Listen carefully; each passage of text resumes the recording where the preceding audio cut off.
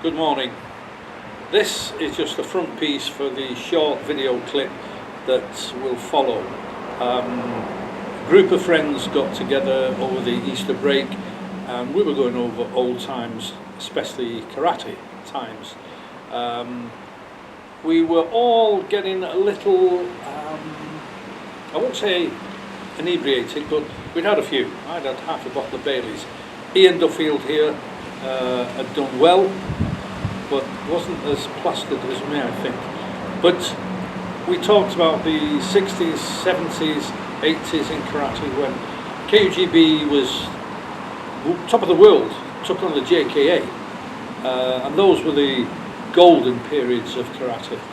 Sadly, it's no longer like that, but at the time we'd finished talking to two cell phones, there was no camera, we just set them up. That's why there was no attention to production values, colours are off and so on and so forth, but what we were talking about was more important than what you're seeing. So I hope that you enjoy it. For some it'll probably be as boring as watching paint dry, but nonetheless it's the ramblings of two old guys, as the title of it says when you see it. But for now I'm just going to have myself a coffee because, like I say, what's nicer following a short training session than a cup of coffee, sat in the warm sunlight, enjoying myself in my latter years. Anyhow, thanks for watching.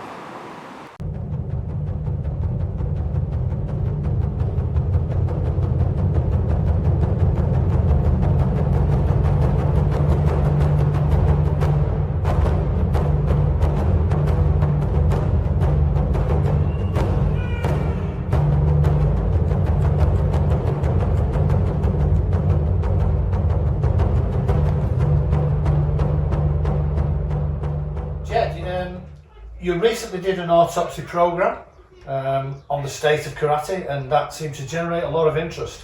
Yeah. Following on from that, do you feel that things have improved or changed, or what do you feel about the situation now? Pretty much the same. It's I think numbers have gone down. What I see now is classes of 30 if you're lucky, and at least 50% of those will be children. When I say children, 13, 14-year-olds. Yeah. In terms of the overall level, I don't pay a great deal of attention to it now, but the bits I do see, I don't want to upset anybody here, but to put it simply, it's not like you and I used to do. I mean, you and I go back, what, 50 years? Yeah, 50, a little bit more actually, probably about 50, 51, 52 years, yeah. Yeah, I mean, as you know, Andy would come to the dojo, we followed him like he was God. Yeah. And we'd spend an hour in front stance. I accept that you're not going to get a class now where a group of people are going to stand in front stance for 10 minutes, then back stance for 10 minutes. And that, I think, as it's lost some of its magic.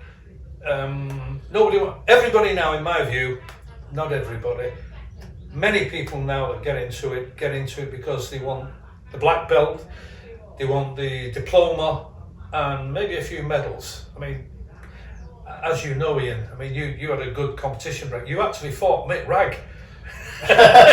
You know, yeah, it'd be nice if I'd won. I mean, I remember that. I mean, I was never any good at karate, but it wasn't what I got into it for. But now, the things that, if you want to do what we did, I believe now people say, well, go and do MMA, mixed martial arts, because I believe, this is my opinion only, that what we did was as close to reality as you could get. Those morning sessions at the Triangle. Oh yes. I mean, you and I driving up there, saying, well, perhaps we'll have an accident on the way up, and then we've got a legitimate reason for not turning up, but we still did it. Those things are gone, and I think that's some of the reasons that's weakened it. Yeah, I mean, I remember when we were both instructing, we both had the same view, and that was the emphasis was on strong basics, hard training, strong basics. Yeah. You know, and that was the really the sort of the main focus, and we both thought that. And in those days, of course, when you did do kumite, which I remember when I first started, it was, you know, if you weren't fourth kyu, you didn't do free fighting or free kumite. It was much more controlled. But I've seen a move, or sort of move, away from that. And in those days, protection was very rare. I mean, even wearing a box for groin protection was optional and often not worn. I personally never wore one. No, I didn't. No. So what are your views now on the mitts and the feet pads and one thing and another? I accept health and safety regulations almost demanding now that you know, but I never used. I relied on the ability to, you know, pull it at the right point. Sure. Same with the kick. Sometimes that didn't work, and you know, I'm completely deaf in one ear. When Frank Brennan hit me with a roundhouse kick, Yeah. if he hadn't pulled the kick, I wouldn't be able to kill me. But the inrush of air as he pulled it burst the eardrum. So sometimes it would go wrong. Charlie Mainwaring, John Waters. Now this is a good point. This one, the the late 70s, I think, Nationals. John Waters hit Charlie Mainwaring with a reverse punch that sounded like a kettle drum being hit. Now, whether he'd have had protection on or not wouldn't make any difference. It snapped Charlie's sternum. Mm-hmm. They had to take him off, because famously Mr. Hunter is going, Ippon. And Charlie Naylor, the judges are going, oh no. And Cincinnati goes, ugh! And eventually, after a few minutes of discussion, they're all there for Ippon. And you know as well as that, because you was a far senior judge than me, referee than I. You know, but Mr. Hunter said, no blood. He was moving in when the hit happened, and there's no blood. Therefore, Fajko rules say Ippon. But point I'm making, long-windedly, is if he'd have had fist protection on or not, the only way that could have been prevented was Charlie having body armour on, because the punch was that powerful, like Andy's reverse punch. You know, it's like a jackhammer. Yeah. So I don't like the thought of mitts and boxes, and as you know, remember at Liverpool somebody got kicked and the box split, and that could have been dangerous. That was the Northern Areas, I forget the year now. But bottom line, to answer your question, is it it weakens things, and you could well argue that, and Peter Constantine and Jeff Thompson have both said this, you end up with muscle memory. The way we were fighting, or the way they fight now, is, it's muscle memory. So when you really want to let it go in a real situation, something in here pulls it at the wrong point when you want it to go straight through. So it's a kind of debatable point. That bottom line is, I'm not happy with it. Hey, it doesn't matter to me anymore. I'm that old now, can hardly fight sleep. So I'm just not happy with it. I suppose it's the old argument, isn't it, between Budo and sport? Yes, exactly. That's what it comes down to. What is it that you're trying to do? Are you learning a martial art, or are you learning a sport? Nobody should go into sport expecting to get injured. Happens, but you shouldn't expect it. Yeah. But when you're learning a martial art or a Budo, it's different. yeah, exactly that. Yeah. You mentioned FADCO rules. Certainly back when you and I were instructing, and most matches then, certainly that we were used to, I know it varied slightly across styles, was shoulder whip under FADCO rules. And now, of course, typically matches can run up to 8 points. Why do you think the entire adjudicating system has sort of moved in that direction? Right. I do have strong views on this. Some of the excitement that generated the audiences, I remember, and you must remember it, 86, I think it was, the finals at the Nationals, Crystal Palace. You could have sold your ticket for the evening event for 2 or 3 times its face value, because Terry O'Neill was going to be fighting, Elwyn Hall was going to be fighting, Frank Brennan was, and the excitement that was generated by what they were going to do. You had to be on the edge of your seat. Somebody went to Wazari down a half point, and suddenly it's like, so it's sudden death now. Yeah. And yes. The Ippons, the number of times I've been asked, have we got in the archive? I saw it. I was on the referee's pool. Terry O'Neill did his rolling kakatogeri. If I had footage of that, I remember that from Bellevue. Bellevue BKCC Championships at Bellevue. Yeah, absolutely superb. So those are gone because now you can 8 Wazaris. Well, one Ippon, as I understand it, was a kill, a blow that ended everything. Mm-hmm. But Wazari was an injuring blow. So what are you going to do now? And like I say, I have strong views on this. Why suddenly did they stop being Aka and Shiro, the red and the white? Now they've got some, I don't know what the colours are, blue I think they are, and you've got, again, I don't keep up with it, and I think there's 6 judges and a referee, and now you can have a roll around the floor as well. So there's a point, and again, I was qualified FADCO system referee and fully qualified KGB. The only rules I understand are those. But now I see people rolling around the ground for a number of seconds before the referee calls stop, or whatever it is they call these days. So all the excitement and the thrill of sudden death, if you want to use that metaphor, has gone. Because you think, he's 4 was out, he's 3 half points down, he can still win if he gets 5.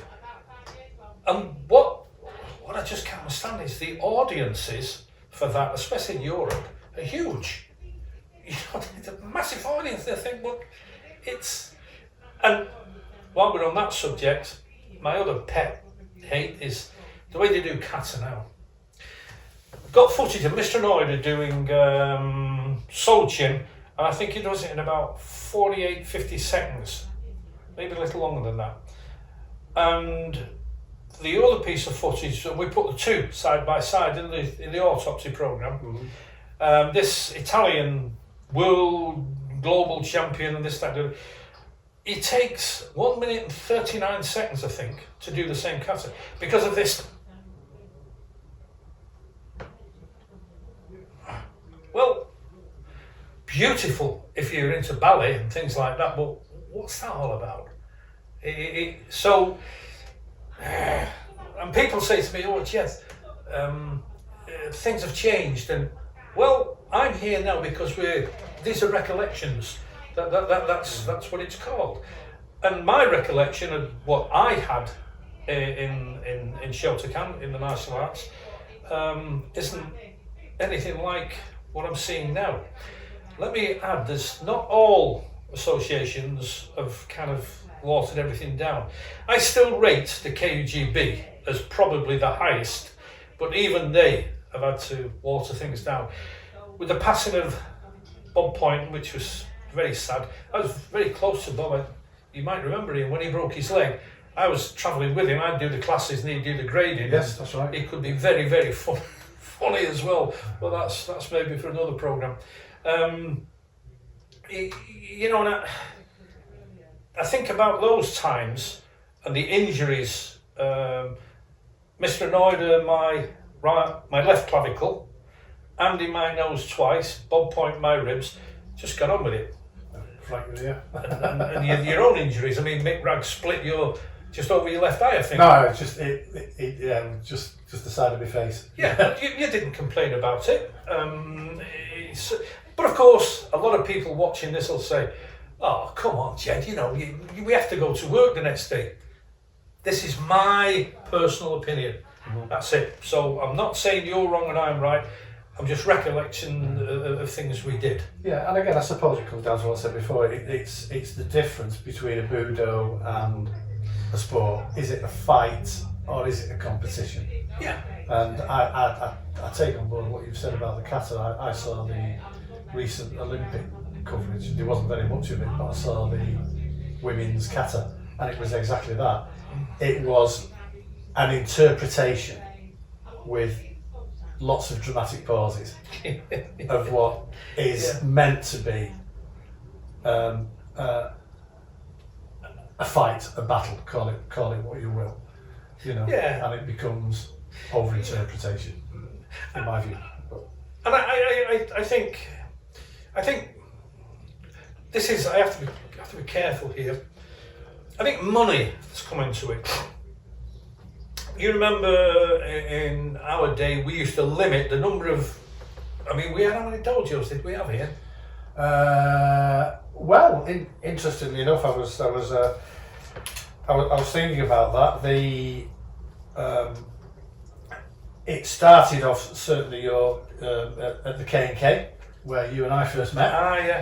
Back in what would have been about 1970, 71 probably. As the K&K, which was at Shoedill, and then on to Hardwick Sports Centre. Because and then of course you set up Salford Shotokan at Broughton, and at the same time we were both teaching together. Then there was Cross Lane, there was Miles Platting. I remember there being several contracts. There was Prestwich Hospital for the medical staff, not for the patients. Mendham, yeah. Yeah, Strange Ways Prison again for the warders, not for the not for the prisoners. Salford College of Technology. Then I think also Manchester University. You took that. Yes, I had Manchester University. Yeah, I took that Bob Point. About 3 years, 3-4 years. I had that for just under 2 years. Just under 2 years. Bob gave me that that would be 70 something or other, 77 I think, and I had that till about 79. And that was a big club. I think Gary runs it now. But just to go back to something there, when I was thinking about the dojos we had. I started training in late 66. In 67, Mr. Noida turned up at K&K, and grown up in Salford, was a reasonable fighter, and I thought, oh, this Japanese guy's showing up. The minute he walked through the door, he had what we call now a number 1, yes. Right down to the skull, or a number 0. Walked in. I think the only thing we could understand was okay, yes and okay. And I remember thinking, oh shit, I don't like the look of him. He scared the bejesus out of all of us. Now, I don't know any, even the senior Japanese instructors, so-called, apart from Tanaka, who's retired now, would kind of create that kind of whoa in you. I mean, Mr. Annoyed, as you know, I mean, how many times did you and I train on with him? The minute he come near you, you'd go like boom, everything. You went major step. That's another thing that's lacking.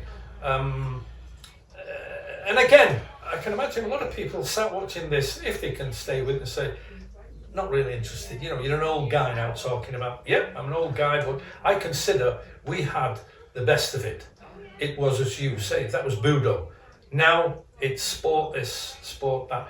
Not for all schools, but the majority, it's sport orientated to the point where I find it, I can't watch it. Yeah. I mean, mentioning Seth United, I mean, one of the things that he was big on, I know, was fighting spirit. And again, as we're talking about, the dojos that you've had and the places you've taught, Merthyr Tydfil springs to mind when you're talking about fighting spirit. Yeah. Because I went down there with you, and I remember those guys. Do you remember we were at Liverpool, the Triangle, and it was a black and brown belt course. You were that side of me, and we were in Basai Dai, something like this. Yeah. And Mr. Roy said lower, so we're like, and the guy who was behind me kind of goes, Annoyed comes up, bang, knocks him scared. Me and you. That was the kind of influence Mr. Annoyed's presence even, haven't you? Mind, it was more than presence with the guy that went flying. I mean, nowadays, Mr. Annoyed would be in trouble for that. Yeah. It wouldn't stop him. And then, of course, Merthyr Tydfil. After that, you did a huge amount of teaching down at Carn in Wiltshire. Yeah, I mean, when I resigned from the KUGB, it was a major wrench that, but there was political differences and one thing and another. And Legend Productions was taken off then, and but it was Danny Connor who asked me if I'd do some teaching with the Shotokan division of the BKA. I reluctantly agreed. One of the people there, who was a member of the BKA, invited me down to his dojo, which was in the south of England, a major, 2,000 members. And what we had to do, cut long story short, he left the BKA, so we had to form, you and I formed the BSF, British Shotokan Federation. And the bulk of our membership belonged to him. And he, very, very well organised system he had, but we had a few issues about some of the standards, and I'm not going to labour that, but we had a few issues about that. But it came to a head. I did a course in grading down there.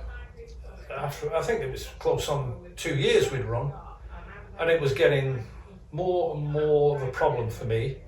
And it came to a head. I had 21 people took the damn grade, and I failed 20 of them. And he was less than happy. He said, I'm losing members because, if they can go to the dojo down the other side of the sports centre here, join there, and they're going to get a black belt. And I remember every word. I said, when I sign somebody's licence, I want, wherever they go, I don't want anybody saying, what was Ged Moran thinking of? This fella's awful. I said, I only know one standard.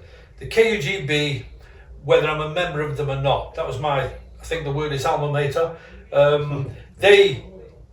Everything I understood about karate I got from them. And their standard at that time was the highest there was. And that's the only standard I knew. So if you couldn't get at least close to that, and sometimes I'd accept that somebody was trying to tripe out, they just hadn't been shown properly, I'd take that into account. But when it comes to the point where you're having to tell somebody taking a black belt that it doesn't go here, it goes there, and this is not the way you do, at the end of a punch when I've asked you to do a combination punch. When it got to the stage where that was, I just said no. So the BSF folded. I folded it up within a couple of weeks. Mm-hmm. We had a discussion about it, and I couldn't agree to the terms and conditions that they wanted. So the BSF folded, and that really was the end of me with clubs. All I did then was teach for other people. Particularly, I had 3 dojos I was operating in New York, and I have to hold my hands up. That was mainly for the money side of it, because it was a different level of karate. But lovely people, absolutely charming people. But it's about you upholding your standards. Yeah, in the teaching. Yeah. I mean, there was one course I did over there in Brooklyn, and Colin Putt, and Jerry Breeze. Jerry Breeze was a senior to all of us. I did the warm up. Jerry did some, then I did some, and then we got onto the freestyle, and there was a Japanese kid that was very good, about 24, 25, and I could see he was coming on a bit, but you know what I mean. Yeah. The kind of class going to show these English people, and he caught Colin. A fair technique, but it was a bit over the top. So I thought, right, okay, the KUGB ethos came in, and I thought, okay, let's see how good you are now. I chased this bastard all over the dojo and couldn't catch him. So, Tommy Casale, who was running things over there, said, Jed, it was clear that you were trying to pin him. I said, yeah, I was. He said, well, I'm surprised about that. I said, if you'd have gone to the Liverpool Red Triangle and they thought you were coming on a bit bullying, believe me. Let me just, seeing as we're talking about those times, you and I often went up there in the morning saying prayers. I wasn't going to make it because the training was, let's not get into the crate and all that business. It was brutal. But it was hard. Yeah, but one thing it gave me that I've never forgotten, when the film Rollerball came out, I turned up one morning, Jimmy Poynton said, oh, we're in for it today. And I said, how come? He said, Andy went to see that film Rollerball. Now, unless people are watching this now wouldn't know Rollerball, it was about lunatics doing things to each other that was... Andy came up with what I would consider was a rollerball type technique. Went in the corner, which, we'd all done line sparring loads of times. But Andy said, this time, if you get winded, which is quite frequent, I've been winded a few times and gone down. If you go down on the floor, until you get back up on your feet, we'll continue to hit you. Not in the face, and then put dig you in the bum, in the back. And Bob Point hit me with this, my Gary, picked me up in the air, hit the wall, slid down. And I remember these, and I'm clawing my way up the wall. The finger marks on my nails are there as I claw my way up. Years and years after, I'm working on the Ritz, the nightclub door in Manchester, the Ritz. And I got Judas, dealing with somebody here. Somebody hit me from the side. I went down, and he's kicking me as I'm on my knees, and I'm managing to blow and I got back on my feet. And it was a few days after I thought, wow, I did well there. I thought, that was like that time at Liverpool when I had to get back up on my feet. So as brutal as those things were, and you remember you had some of them as well, they were not just, didn't turn us into masochists. There was a point to them. Now, can you imagine now doing that kind of sparring? No. No. Yes, certainly since we started training, there's been a significant move, and I've noticed it even though I've not been active in karate for some time. But even when I was, there was a move towards children in karate, and we're not talking about the odd one or two, but we're talking about classes of children, child classes, and also some of the things that I've seen is the tendency to introduce children to kumite. And as I said earlier, but back when we were training, if you were less than a fourth kyu,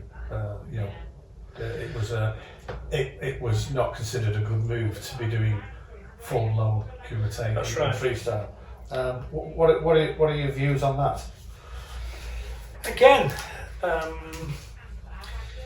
The argument goes, because I've spoken about this, especially with American dojos.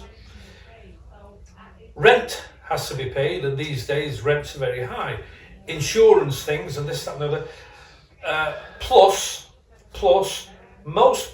a lot of people, when they reach second or third dan, or even lower black belt, consider that they're an instructor, so they want a living from it as well as the expenses. The only way they can achieve that is to, I mean, I know one dojo in New York, for example, they'd organise the school bus, the big yellow bus, to pick up the kids, the ones that wanted the parents had paid for.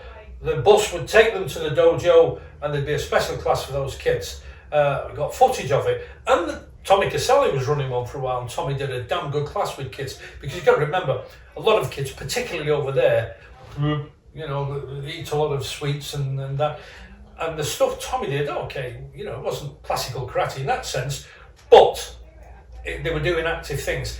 In that sense, I can't argue what he was doing was good, but nowadays they bring in kids in, as I said earlier, you've got a class of 30 people, and at least 15 of those will be young kids, but they're paying fees, quite high fees. When you and I started, I think it used to be £1 to take a Q grading. Can't remember clearly now. I don't know what it is now, but it's probably something like 15, 20 quid, I don't know. I say I don't keep up those things. But the reason kids are being brought in now is, as John Thompson said in the autopsy programme, you've got a situation now where parents will happily pay 5 or 6 quid to dump the kids for an hour while they go and do something else. And not all dojos, but a lot of dojos will cater for that, because it's a £5 or whatever it is per head. So it's, and again, you get a lot of people giving me an argument for that, but it's just my opinion. So it's where, I suppose, to sum that up, the balance gets lost between the need or the want to charge for instruction, which is absolutely nothing wrong with that. But what is it you're selling? Are you selling karate? Or are you selling exercise? Or... I mean, we've got footage of the Liverpool Red Triangle team, junior team, did a demonstration at St George's Hall, and a couple they did at Crystal Palace that were fierce. These are kids, like, you know, 12-year-olds, fierce. I don't see that anymore. I see lovely key eyes, you go, wow, that was loud, but I don't see the potential aggression there that I used fighting spirit. Fighting spirit, thank you, yeah. And like I said, Ian, and I'm sure you agree, we had the best of it. We took hammerings. Mr. Anoida, before he broke my clavicle, sorry, bang! He actually whispered, sorry. And same when Terry O'Neill, he swept Terry and almost broke his ankle. And Terry said he said to me, sorry, as I was coming in. and he did. But like I said, we put up with that. But dwelling on Mr. Anoida, he had something. I trained with Senti Kanazawa in the late 60s, and it was like an elastic band. His ability in MP, where we were doing he could do it from this position, you know, do a Mawashi Ged. It was like an elastic band. And he was great, but it didn't induce the fear in me that Anoida would come up, and you suddenly got very conscious of what you were doing, and you're making damn sure you were in the right form. Kibadachi, not with your feet like that, toes in, knees out, bum down, back as best you could, because that's what he demanded. And with Bob Poynton sadly going, he was the organiser latterly for the KGB, organised some tremendous events, did an awful lot of fundraising, tremendous, tens of thousands of pounds for charities. It's tremendous for that, Bob. But now Andy's retired, Frank Brennan's doing a splendid job, but there's something missing. But again, this is probably a culmination of not just Andy not being there anymore and Anoida not being there anymore, all the other little things that I've just been talking about that have weakened down, it's watered down. Dilution, Yeah. The quality, and again, I suppose it comes back down to this Budo concept. Yeah. There seems to be quite a lot of popularity around sort of semi and full contact. That's been going on recently. As I say, MMA being a good example. Yeah. Well, that's it. I think now somebody wants to be a doorman and understand the fear that we experienced that was fairly close to reality, even though you know they're going to try and kill you, but you're going to get hurt. Now, you can't go to a dojo, as Elwin Hall said, if there's no realism in the dojo, you're wasting your time, you're just doing a lot of calisthenics. So MMA fits that bill. If you want to understand fear control at that level, where you could get seriously hurt, you're going to go and do MMA. My view on that is great, but very short shelf life. I mean, I'm my 79th year and I have no joint issues, and I can still train, I can still do the katas and things like that. The shelf life, the statistics on it, studies been done on this, on Thai boxers and things like that. Shelves about 6 years and that's it, you're done. And that's if, hopefully, your joints still operate okay. So coming on to that, benefits of karate training, I suppose. What do you feel you've found, not just the karate training, but karate in general? Yeah, what's it given me? It gave me a living, but I earned it. I earned it. I was teaching all over the show. But the greatest thing it's given me, 2 points here. Health. As I say, at my age now, I can still run, I can still walk, I can, do good day, I can do full splits. And a lot of people would say, yeah, that's genetics. Possibly. But there's a lot of people like me. All right, they've had maybe hip operations and things like that. But for me, the greatest thing it gave me was health and fitness. Also, there's a kind of, it was Ken Smith up in Sunderland, one of the first black belts, I think at the same time as Andy. He said, what we have after a number of years of training, hard training, is a brotherhood. It's a brotherhood. You might not like the other fellow's politics, you might not like him as an individual, but as a karateka, a fellow karateka, he was your brother. And there's a lot of people I don't get on with, particularly in everyday life, but I have tremendous respect for what they've done in karate. You just make friends that are friends in an exceptional set of circumstances. You've gone out there, tried to kill each other, seriously batter the crap out of each other. You shake hands, us, and that's it. That you don't see that now. I mean, I've got footage that's been sent to me of somebody getting an award against him, storms off. Do you remember Mr. Anoyd at Wythenshawe sometime in the 80s? Yes, Scottish match against the Scottish team. Yeah. And Anoyd said, "What you say?" And we all went, "Oh." I mean, now the etiquette, it's all gone. I mean, even I can't believe I watched a piece of footage, it's KUGB one as well. That's what upset me a little bit, because I still put them high. Guy gets hip on. I think it was not last year, the years before, a couple of years ago, before COVID, championship. Gets an hip on, jumping up and down. Didn't do the cartwheel that you often see, but jumping up and down. Where's the dignity in that? And again, great that you've done that, but I've seen Frank Brennan get smashed hard in the face, shook his head, us accepted it. And when he scored, what was it Churchill said? Indomitable in, I forget what the expression was now, but it was like victorious, modest. You lose, accept it. And that was the KGB. I've got instances, recorded instances, where they've been subjected to the most biased officiating. The worst one was 1985 in Istanbul.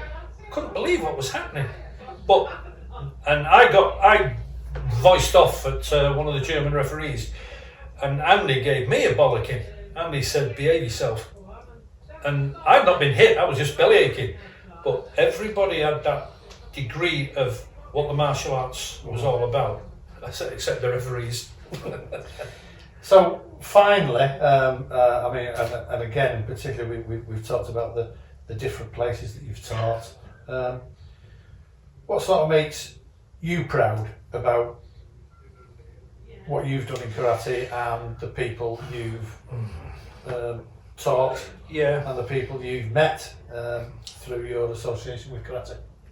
Salford Shotokan, which operated from 1971 at that dojo to 1992, produced 3 members that were on the junior squad: Ricky Fitzpatrick, Paul, well, the names are important, and of course Gary.